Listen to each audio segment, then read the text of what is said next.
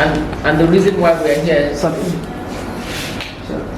to throw light on what the sports festival is about, outcomes, expectations from both our members, Community Schools All Students Association, and also to inform not just the people within the location, the globe. Our members are all over the place, so this is like a session to inform, to enlighten, and to publicize the third edition of Unity Schools. I want to say thank you for joining us today for this press conference. We want to also say thank you because over the years you guys have been our partners and you have been able to help spread our activities and initiatives all over the world. Come this weekend, we'll be having the third edition of the Unity Schools All Students Association Sports Carnival. This is the third year that we are having that event, and for us in USOSA, it's one of our biggest events as it brings together alumni from different All Students Associations. The Unity Schools All Students Association is an association of over 117 Unity colleges, old students, ex-students of any of our old boys schools, old girls schools, or old students from our federal Unity colleges. We have members spread across the world. And over the years, we've been able to sit down from time to time and discuss several issues of how we can help promote and improve conversations around unity of our country.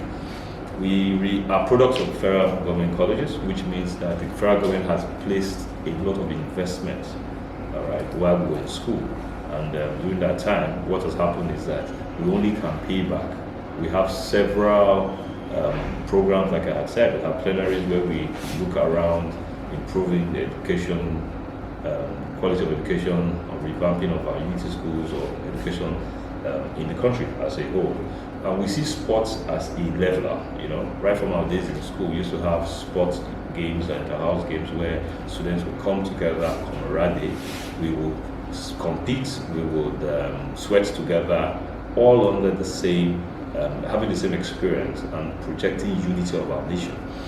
We have members from all parts of the country. We have ex-students who sit, we have over 63 different cities where we have our members residing. We have members all over the world. So what this does for us is it gives us an opportunity to preach unity of our country.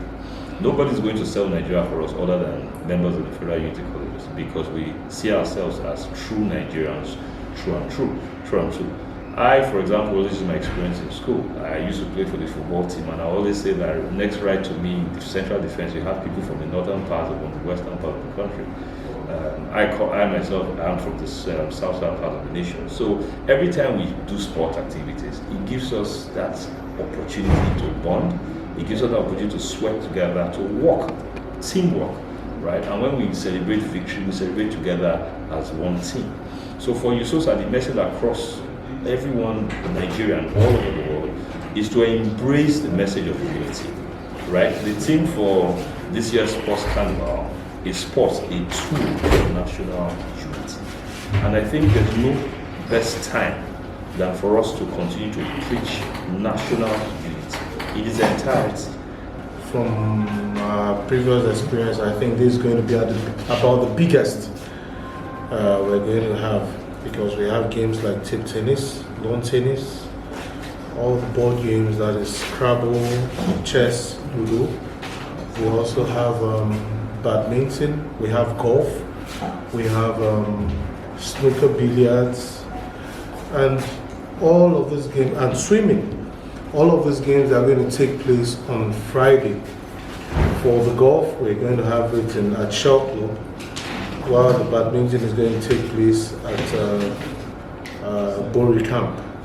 That of the volleyball, swimming, tennis, lawn tennis, and all the board games, they are going to take place in Port Harcourt Club.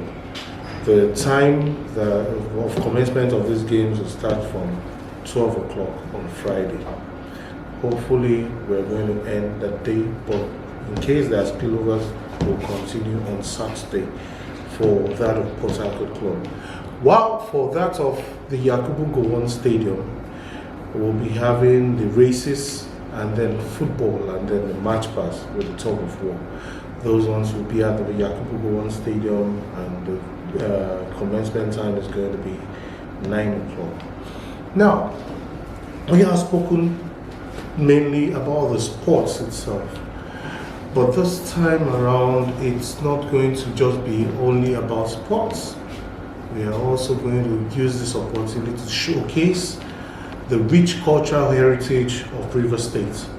We have been in contact with the Rivers State Council for Arts and Culture to come and then display the full array of the traditional dance and music of the various tribes of Rivers State. It's going to be a spectacle to behold, because our major intention is to see how we'll be able to leave lasting impressions on people on the visitors that are going to come in from the other states. You know, we need to tell them that these are the kind of things they will experience in every state they go to, that this is something that they should look out for. One of the things that we also need to let us know is that we've also invited the state secondary schools for invitational races. You know, we have been preaching unity amongst ourselves. We were groomed on that. So it's time to pass on the message, not through just the press, but also through personal interactions with the various secondary schools. We are talking about secondary schools like Baptist High School, Anatona, Comprehensive, and the likes, so that they will come and then experience what Pro Unitate is all about. We've had, just as the Secretary General said, we've had divisive tendencies, and it's time to let go of those centripetal forces and then try to see how we can, through sports, preach the message of unity, bringing each and every one of us together. People seated on this side, and you see excellence of federal unity colleges all over the place who have given their best and who continue to give their best in terms of the development of our nation. You see them as captain of industries, all walks of life, politics, business, across the board. And all they give is their all, integrity, passion. And you might probably say that you are not, I would say it this way, and that's why I said partnership with the media is very essential to tell your narrative and your story. What has happened over the years is we keep getting the wrong narrative passed across media, and people don't get to see the positive ends of, people who are attracted to negative news and coloration of things. There's a lot of positives that have come, and it will continue to come as a result of the vision of the founders of the federal unity colleges. It has produced a lot of great people, and for the fact that you see gray-haired people come together 40 years after they have left school, 30 years after they left school, preaching the unity conversation. It goes to tell you that till a lot of us will breathe our last. We know Nigeria as unity as a country that must continue to emphasize that even though we are different, we are from different parts, but we are one. That we know nothing other than that. So it's not a question, is it working? It has worked and produced real life testimonies. What we have not been able to do effectively, which is what we are doing now, is to be able to communicate the success stories more so that people can be enlightened. What are we talking about? What is national unity? What is it to be detribalized? What is your experience of? I will always use this narrative, and I'll tell people, my best friends in secondary school all my life are probably people who are not from the part of the country that I come from. We had an assembly hall in Federal Government College. I always cite this as an example. The Protestants will use it early in the morning for service. The Catholics will use it in the evening for service. The Muslims had used it on Friday for prayers. The same assembly hall. It wasn't different. It was the same building that the different religious groups would come together, congregate, and have their services. And would all play together under the same compound. There was no fight against. In fact, when we just had the religious fast period, and in school it was awesome. We would even go to their Muslim brethren and peck and Yes. So if I don't tell the story, you're laughing now, sir. If I don't say this story, it seems as if I see a Muslim on the street, I should stay away from him. So we must, and that's why I called on the partnership with the media. Let's embrace positive communication of success stories and unify Nigeria as against headlines that do not send positive messages, especially around our unity. That is a challenge we have as a nation. We are quick to embrace negative news that gives the impression that we're not united as against positive news. If we had that mindset change, I'm sure the questions will not. For your second question, first of all, we have strong confidence in our LOC. They have done a lot of work around ensuring that we have a successful event.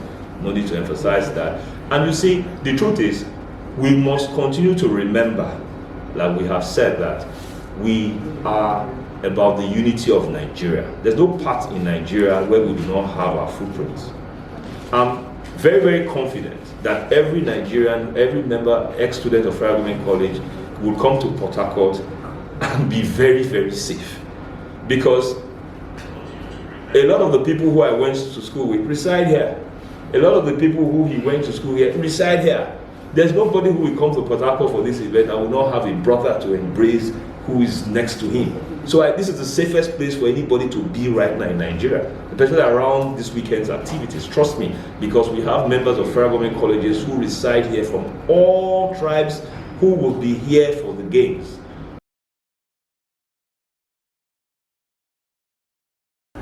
I can tell you that while the hula baloo of the Jukun and Tiv war was going on, we were still going to school, interacting with both the Jukuns and the Tivs.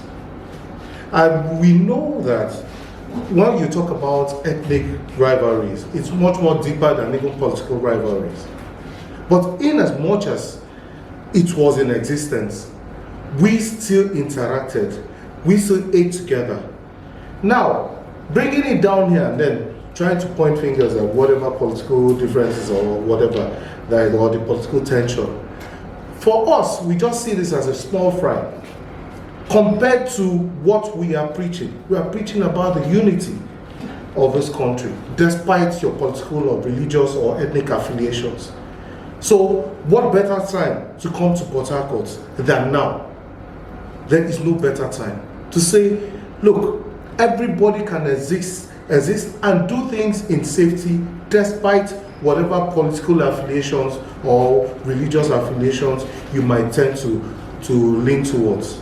So we are here to preach unity irrespective of any political divide or tensions that may be in existence. So this is the best time to be here in River State. As a matter of fact, maybe if we were in another state and maybe we were having this kind of a situation, I think we would have been thinking of coming down to Port Harcourt to preach unity.